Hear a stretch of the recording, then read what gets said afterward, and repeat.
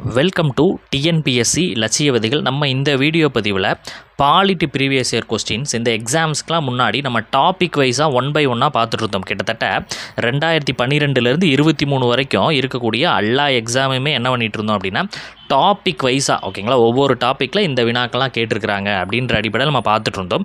கிட்டத்தட்ட 18 டாப்பிக்குகள் வந்து நம்ம என்ன பண்ணிட்டோம் அப்படின்னா பாலிட்டியில் முடிச்சு வச்சுருந்தோம் ஓகேங்களா. ஸோ 19வது டாபிக் தான் நம்ம என்ன பார்த்துருந்தோம், எலெக்ஷன் வந்து பார்த்துருந்தோம். எலெக்ஷனில் கிட்டத்தட்ட 115 கொஸ்டின்ஸ் வந்து இருக்கிறதாக நம்ம சொல்லியிருந்தோம். அதில் பார்ட் 1 வீடியோ வந்து போட்டிருந்தோம். ஸோ வந்துட்டு அது பார்ட் 2 வீடியோ வந்து இன்றைக்கி நம்ம பார்க்கலாம் ஓகேங்களா. ஸோ இனிமேல் வந்துட்டு பாலிட்டி ப்ரீவியஸ் இயர் கொஸ்டின் இனிமேல் வந்துட்டு மொத்தமே இதோட 19 டாபிக் வந்து கம்ப்ளீட் ஆகுது. இனிமேல் ஒரு 7-8 டாபிக் தான் இருக்கும் ஓகேமா. மொத்தமாக பாலிட்டியில் ப்ரீவியஸ் இயர் கொஸ்டின் செட்டே வந்து நம்ம முடிக்க போகிறோம். ஸோ இனிமேல் ஒரு 7-8 டாபிக் தான் நம்மளுக்கு இருக்கும் ஓகேங்களா. ஸோ வந்துட்டு அதை நம்ம அது குறித்து தான் இந்த இதில் பார்க்க போகிறோம். 59வது கொஸ்டின்லேருந்து நம்ம பார்க்கணும் ஆக்சுவலாக ஓகேங்களா. 59லேருந்து நம்ம பார்க்கலாம்.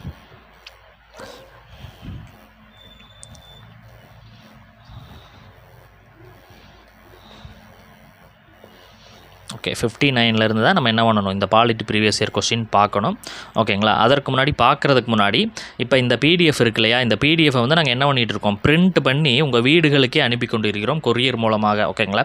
ஸோ உங்களுக்கு பாலிட்டி ப்ரீவியஸ் இயர் கொஸ்டின்ஸோட புக்கு வந்து வேணும் அப்படின்னா நீங்கள் வந்து இந்த நம்பரில் தெரியக்கூடிய நம்பருக்கு வந்துட்டு காண்டாக்ட் பண்ணுங்கள். இங்கே நம்பர் தெரியுது இல்லையா, ஸோ இதுக்கு வந்து காண்டாக்ட் பண்ணுங்கள், உங்களுக்கு வந்து நாங்கள் டீட்டெயில்ஸ் வந்து சொல்லுவோம் ஓகேங்களா.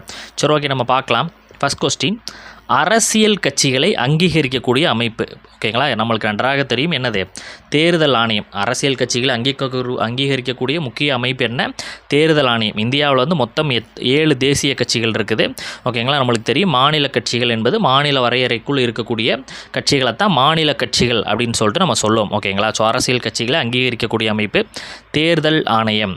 அதே மாதிரி இந்தியாவில் காணப்படக்கூடிய கட்சி முறை என்ன, இந்தியாவில் காணப்படக்கூடிய கட்சி முறை என்பது பல கட்சி முறை. யார் வேணால் வந்து கட்சி தொடங்கலாம், யார் வேணால் வந்து கட்சியை நடத்த முடியும் ஓகேங்களா. ஸோ அதனால் இந்தியாவில் காணப்படக்கூடிய கட்சி முறை வந்து என்ன கட்சி முறை அப்படின்னா பல கட்சி முறை என்பது நம்மளுக்கு நன்றாக தெரியும் ஓகேங்களா. ஸோ உங்களுக்கு ஒரு கொஸ்டின்ஸே நம்ம இப்போ பார்ட் 1 கூட பார்த்துருப்போம். ஒரு கட்சி முறை காணப்படக்கூடிய நாடு எது என்பதை நீங்கள் வந்து கமெண்ட் பண்ணுங்கள் ஓகேங்களா. ஸோ இரு கட்சி முறை அப்படின்றது என்ன, இரு கட்சி முறை அப்படின்றது என்ன அப்படின்னா 2 பெரிய அரசியல் கட்சிகள் தேர்தலில் போட்டியிடுவது ஓகேங்களா. அதாவது வந்து 2 கட்சி மட்டும்தான் அந்த ஊரில் வந்து இருக்கும் ஓகேங்களா, வேறு கட்சி வந்து இருக்காது.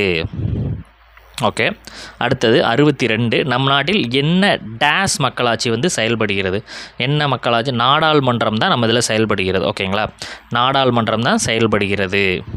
ஓகே, அடுத்தது 63, மக்கள் டேஸ் அளிப்பதன் மூலம் தங்கள் பிரதிநிதிகளை தேர்ந்தெடுக்கிறாங்க. மக்கள் வந்து என்ன அளிக்கிறது மூலமாக தங்கள் பிரதிநிதிகள் தேர்ந்தெடுக்கிறாங்க அப்படின்னா ஓட்டு வந்து போட்டு தான் நம்ம என்ன பண்ணுறோம், பிரதிநிதிகள் எம்எல்ஏவாக இருக்கலாம், எம்பியாக இருக்கலாம், இல்லை உள்ளாட்சி தேர்தலாக இருக்கலாம், எல்லாத்துலேயுமே என்ன ஓட்டு போட்டு தான் மக்கள்களை தேர்ந்தெடுக்கிறாங்க பிரதிநிதிகளை ஓகேங்களா. மக்களாட்சிக்கான வரையறையை வகுத்தவர் யார், 64, மக்களாட்சிக்கான வரையறையை வகுத்தவர் ஆப்ரஹாம் லிங்கன். மக்களுக்காக மக்களால் நடத்தும் ஆட்சி மக்களாட்சி அப்படின்ற மாதிரி ஒரு விஷயத்தை வந்து அவர் சொல்லியிருப்பார், கொட்டேஷன் ஓகேங்களா, ஆப்ரஹாம் லிங்கன் அவர்கள். அடுத்தது நேரடி மக்களாட்சியை செயல்படுத்தக்கூடிய நாடு எது, நேரடி மக்களாட்சியை செயல்படுத்தக்கூடிய நாடு சுவிட்சர்லாந்து. இந்த கொஸ்டின் மிகவும் பிரபலமான கொஸ்டின், நிறைய எக்ஸாம்ஸில் இதை கேட்டிருக்கிறாங்க. நேரடி மக்களாட்சியை செயல்படுத்தும் நாடு சுவிட்சர்லாந்து.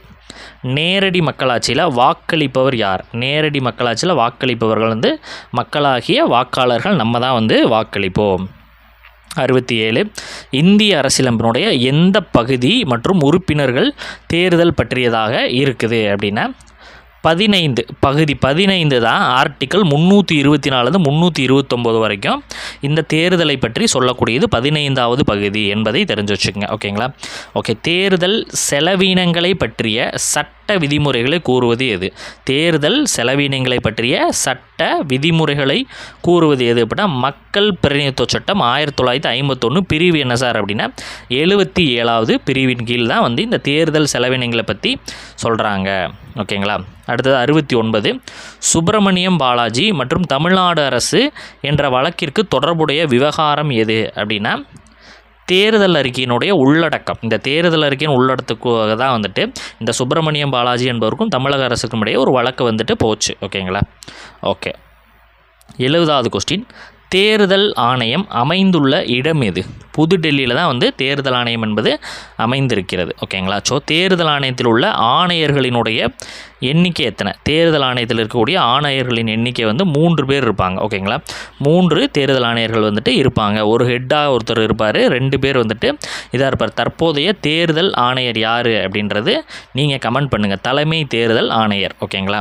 ஸோ 72 எதனுடன் 1998 வருட இந்திரஜித் குப்தா குழு அறிக்கை தொடர்புடையது? எதனுடன் 1998 வருடத்தினுடைய இந்திரஜித் குப்தா குழு அறிக்கை வந்து தொடர்புடையது அப்படின்னு பார்த்தீங்கன்னா இந்த தேர்தல் சீரமைப்பு, இதையும் கேட்டிருக்கிறாங்க, இந்த ஆண்டுமே கேட்டிருக்கிறாங்க. ஓகேங்களா?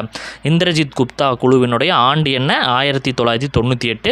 அதனுடைய அறிக்கை எது சார்ந்தது அப்படின்னா தேர்தலினுடைய சீரமைப்பு வந்து சார்ந்தது. ஓகே. 73 இந்திய தேர்தல் ஆணையத்திற்கு கூடுதலாக 2 தேர்தல் ஆணையர்களை குடியரசுத் தலைவர் முதல்ல நியமித்தாங்க. நம்ம இப்போ தான் பார்த்தோம் 3 பேர் இருப்பாங்க. 1+2 அப்படின்னு ஒரு தலைமை தேர்தல் ஆணையம் 2 தேர்தல் ஆணையர்களும் இருப்பாங்க. இது முதலாக நியமித்தது குடியரசுத் தலைவர் எப்போ நியமித்தார் அப்படின்னா 1989. 1989 இந்தியா கட்சி முறையை பெற்றுள்ளது. இந்தியா வந்து இது ஆல்ரெடி இப்போ தான் பார்த்தோம். இந்தியா என்னது? பல கட்சி முறையை கொண்ட ஒரு நாடு. ஓகே. பட்டியல் 1ஐயும் பட்டியல் 2ஐயும் பொருத்தி சரியான விடையை வந்து தேர்ந்தெடுத்த சொல்லியிருக்கிறாங்க. ஓகேங்களா? அதாவது பொறுத்துக அப்படின்றத வச்சுக்கோங்களேன். 6வது பொதுத் தேர்தல் எப்போ நடந்துச்சு? 1977. ஓகேங்களா? 10வது பொதுத் தேர்தல் என்பது 1991. 12வது பொதுத் தேர்தல் என்பது 1998. 14 அப்படின்றது 2004. இந்த இயரை வச்சே நம்ம ஓரளவுக்கு வந்து கெஸ் பண்ணி நம்ம போட்டுடலாம். Option C. ஓகேங்களா? ஓகே. தேர்தல் ஆணைய நடைமுறையை வரிசைப்படுத்துக. தேர்தல் ஆணைய நடைமுறையை வந்து வரிசைப்படுத்துக அப்படின்னா 1 அதாவது மின்னணு வாக்குப்பதிவு தான் நம்ம என்ன பண்ணுவோம் அப்படின்னா ஃபஸ்ட்டு அந்த வாக்குப்பதிவில் வந்து இது பண்ணுவோம். ராஜ்யசபா தேர்தல் சீர்திருத்தம் 2வது. அடுத்தது தேர்தல் உச்சவரம்பு அதிகரிப்பு 3வது. அடுத்தது வெளிநாடு வாழ் இந்தியர் வாக்கு என்பது 4வது. இதுதான் இந்த அடிப்படையில் தான் நடைமுறை வந்து ஆச்சு, தேர்தல் நடைமுறை. ஓகேங்களா? ஸோ ஓகே, இது முக்கியமானது, இதை பார்த்து வச்சுங்க. 52வது அரசியலமைப்பு சீர்திருத்தம் 1985 எதை குறிக்கிறது அப்படின்னா கட்சித்தாவல் தடை சட்டம். எது அப்படின்னா கட்சித்தாவல் தடை சட்டம். இதையும் உங்களுக்கு நிறைய எக்ஸாமில் கேட்டிருக்கிறாங்க. 52வது அரசியலமைப்பு திருத்தம் எதை பற்றி கூறுகிறது? கட்சித்தாவல் தடை சட்டம். ஓகேங்களா? இந்தியாவில் வாக்குரிமை பெறுவதற்கு குறைந்த அளவு வயது தகுதி எது? இந்தியாவில் வாக்குரிமை பெறுவதற்கு குறைந்த அளவு வயது தகுதி 18 வயது நிரம்பியவர்கள் அனைவருமே என்ன பண்ணலாம்? வாக்களிக்கலாம். ஓகே.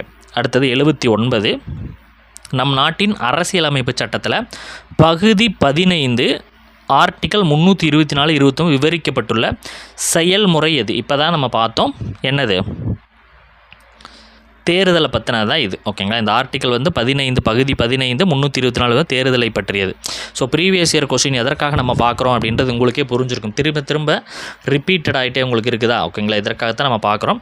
கீழ்கண்ட ஒன்று மத்திய பணியாளர் தேர்வாணையத்தினுடைய பணி வந்து கிடையாது அப்படின்னு சொல்கிறாங்க. ஸோ அது எது அப்படின்னா பணி வகைப்படுத்துதல் மற்றும் ஒழுங்கு நடவடிக்கை, இது ரெண்டுமே கிடையாது. ஓகேங்களா? ஓகே. அப்போ ஆப்ஷன் சி வந்துட்டு உங்களுக்கு என்ன பண்ணும்?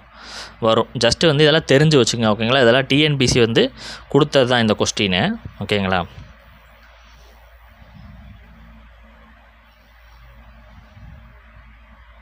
ஓகே. பொது உடைமை அரசு நிலவாத நாடு எது? பொது உடைமை அரசு நிலவாத நாடு எது அப்படின்னா ஜப்பான். ஓகேங்களா? ஜப்பானில் வந்து இல்லை.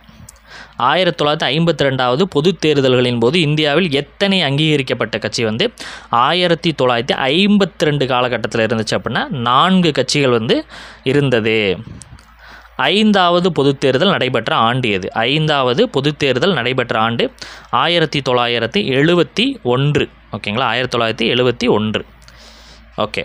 84 தேர்தல் ஆணையம் முதல் முறையாக 16வது மக்களவைத் தேர்தலில் செயலாக்கப்படுகிறது. என்ன அப்படின்றத பார்க்கலாம். 84 விழிப்புணர்வு பார்வையாளராக செயலாக்கப்பட்டது. ஓகேங்களா? ஓகே. முதல் முறையாக விழிப்புணர்வு பார்வையாளராக செயல்பட்டது. 85வது கொஸ்டின் இந்திய அரசியலமைப்பின் எந்த பகுதி மற்றும் உறுப்பினர்கள் தேர்தல் பற்றியாகும்? இப்போ தான் இந்த கொஸ்டின் கொடுத்து பார்த்தோம். Option B. கீழ்கண்டவற்றில் எது வகுப்பு சாராத அரசியல் கட்சியாகும்? கீழ்கண்டவற்றில் எது வகுப்பு சாராத அரசியல் கட்சி அப்படின்னா அசோம் கண பரிஷத். ஓகேங்களா, இதெல்லாம் ஜஸ்ட் மனப்பாடம் பண்ணி வச்சுக்கோங்க. அசோம் கண பரிஷத் வகுப்பு சாராத அரசியல் கட்சி. ஓகேங்களா, ஏன்னா முஸ்லீம் லீக் என்பது முஸ்லீம்கள் சார்ந்தது, சிவசேனா என்பது இந்துக்கள் சார்ந்தது. ஸோ இந்த மாதிரி ஒவ்வொரு இது இருக்குது. ஸோ வகுப்புகள் சேராமல் இருக்கிறது எது அப்படின்னா அசோம் கண பரிஷத். ஓகேங்களா, கீழ்கண்டவற்றில் அரசியலமைப்பில் அடிப்படையிலானவை எது? அடிப்படையிலானவை என்பது இதில் நிதி ஆணையம் என்பது அரசியலமைப்பு அடிப்படை. அதே மாதிரி தேர்தல் ஆணையம் என்பது அரசியலமைப்பு அடிப்படை. மற்றதெல்லாம் வந்துட்டு அரசியலமைப்பு அடிப்படையிலானவே கிடையாது. 2019 லோக்சபா தேர்தலில் எத்தனை கட்டங்களாக தேர்தல் வந்து நடைபெற்றுச்சு? எத்தனை கட்டங்களாக சார் நடைபெற்றுச்சு? 7 கட்டங்களாக நடைபெற்றுச்சு, தெரிஞ்சு வச்சுங்க. 88D. உங்களுக்கு ஒரு கொஸ்டின், இப்போ 2024 வந்து தேர்தல் நடைபெற்றுச்சு இல்லையா, இது எத்தனை கட்டங்களாக நடைபெற்றுச்சு என்பது சொல்லுங்கள். 89.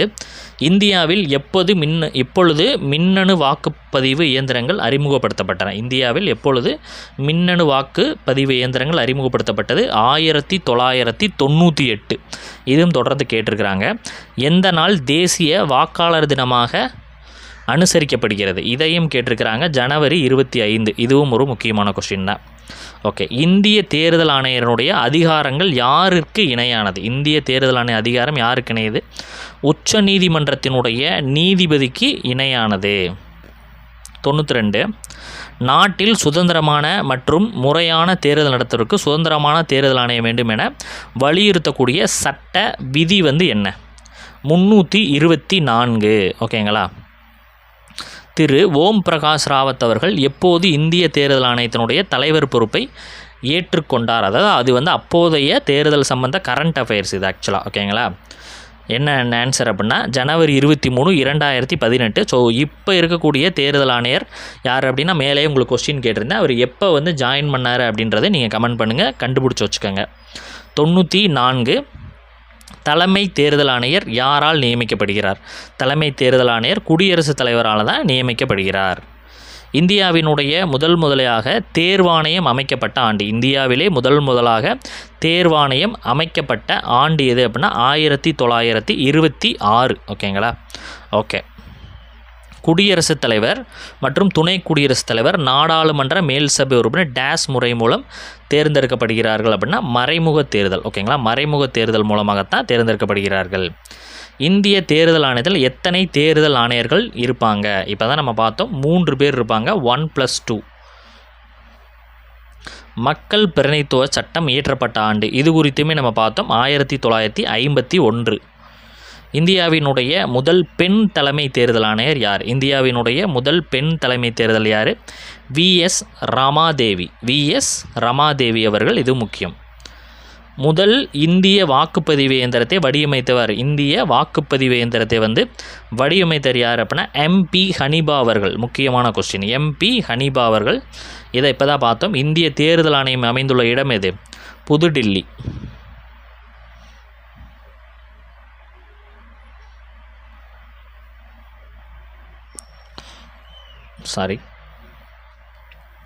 ஓகே, இதையும் பார்த்தோம். இந்திய தேர்தல் ஆணையத்தில் உள்ள ஆணையர்களினுடைய எண்ணிக்கை எத்தனை? இப்போ தான் பார்த்தோம். எத்தனை பேர்? 3 பேர் வந்து இருப்பாங்க. ஓகே, அடுத்தது கீழ்கண்டவற்றில் எது வகுப்பு சாராத அரசியல் கட்சி? இப்போ தான் பார்த்தோம் நம்ம அசோம் கண பரிஷத். ஓகேங்களா, நாட்டில் சுதந்திரமான மற்றும் முறையான தேர்தல் ஆணையம் வேண்டும் என வலியுறுத்தக்கூடிய சட்ட விதி. இப்போ தான் பார்த்தோம். உங்களுக்கு கொஸ்டின் கூட மாறாமல் திரும்ப கேட்டிருக்காங்க. 324. இந்தியா எத்தனை கட்சி முறை? இதுவும் கேட்டாங்க. பல கட்சி முறை நம்ம பார்த்துட்டோம். நேரடி மக்களாட்சி நடைபெறும் நாடு சுவிட்சர்லாந்து. இதையுமே நம்ம பார்த்துட்டோம். கட்சியற்ற ஜனநாயகம் என்ற கருத்தாக்கத்தை வலியுறுத்தியவர் யார்? கட்சியற்ற ஜனநாயகம் என்ற கருத்தாக்கத்தை வலியுறுத்தியவர் ஜெயபிரகாஷ் நாராயணன் அவர்கள். ஓகேங்களா, இந்தியாவில் வாக்களிக்கும் உரிமை மற்றும் தேர்ந்தெடுக்கப்படக்கூடிய உரிமை என்பது என்ன வகையான உரிமை அப்படின்றது இதையும் வந்து உங்களுக்கு கேட்டிருக்கிறாங்க. அரசியலமைப்பு உரிமை. ஓகேங்களா, அரசியல் மேக்ஸிமம் இதில் எல்லோரும் என்ன விடுவாங்க? அடிப்படை உரிமைன்னு போட்டு விட்ருவாங்க. ஸோ இது ஒரு அரசியலமைப்பு உரிமை.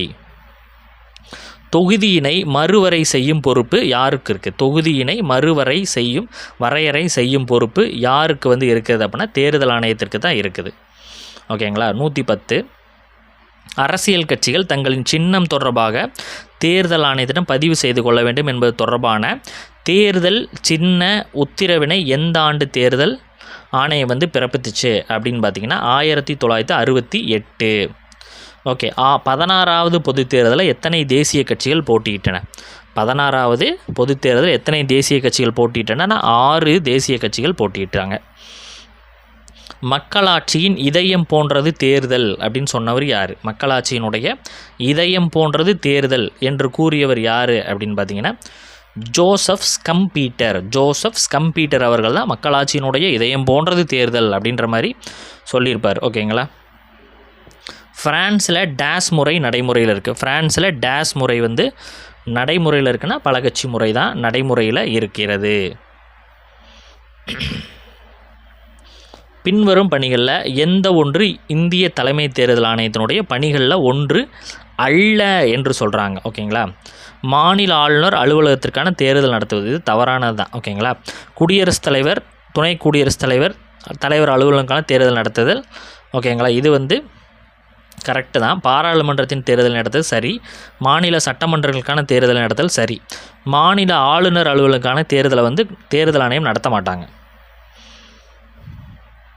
அடுத்தது 15. ஒரு மாவட்டத்தில் மாவட்ட ஆட்சியர் மேற்கொள்ளக்கூடிய பணிகள் என்னென்ன? ஒரு மாவட்டத்தில் மாவட்ட ஆட்சியர் வந்து மேற்கொள்ளக்கூடிய பணிகள் என்னென்ன? இதில் வந்து எவை சரியானவுடைய கீழே கொடுக்கப்படும் தேர்வு செய்க அப்படின்றது. மாவட்ட மக்கள் தொகை அதிகாரியாக இருப்பாரா? ஆமாம் இருப்பார். முதன்மை தேர்தல் அதிகாரியாக இருப்பார்? ஆமாம் இருப்பார். நீதித்துறை நியாயாதிபதியாக இருப்பாரா? இருப்பார். வருவாய் சேகரிப்பு அதிகாரியாக இருப்பார். 4மே இருப்பார். ஓகேங்களா. ஸோ அப்போ 1 2 3 4. ஓகேங்களா. ஸோ இதோட வந்து இந்த 115 கொஸ்டின்ஸுகளுக்கு நம்ம ஆன்சர் என்ன வந்துட்டு பார்த்துட்டோம். ஓகேங்களா. ஸோ ஒரு வேளை வந்துட்டு இந்த புத்தகம் வந்து உங்களுக்கு தேவையாக இருக்குது சார், எங்களுக்கு இந்த புத்தகமே கொடுங்க அப்படின்னு நீங்கள் கேட்டிங்கன்னா நீங்கள் வந்து இந்த நம்பருக்கு வந்து என்ன பண்ணுங்கள், இங்கே ஒரு நம்பர் தெரியுது இல்லையா, நான் காட்டினேன் இல்லையா, ஸோ இந்த நம்பருக்கு வந்து நீங்கள் காண்டாக்ட் பண்ணிங்க அப்படின்னா உங்களுக்கு வந்து என்னது இந்த புத்தகம் குறித்த ஒரு விளக்க உரை என்பது கொடுக்கப்படும். அடுத்தடுத்த டாபிக் வைஸாக நம்ம வீடியோவும் பதிவிடுவோம். நீங்கள் பார்த்து எழுதுறது அப்படின்னாலும் எழுதிக்கலாம், ஒன்றும் இஷ்யூ கிடையாது. ஓகேங்களா. சரி, ஓகே. அடுத்தடுத்த வீடியோ பதிவுகளை சந்திக்கலாம். தேங்க்யூ.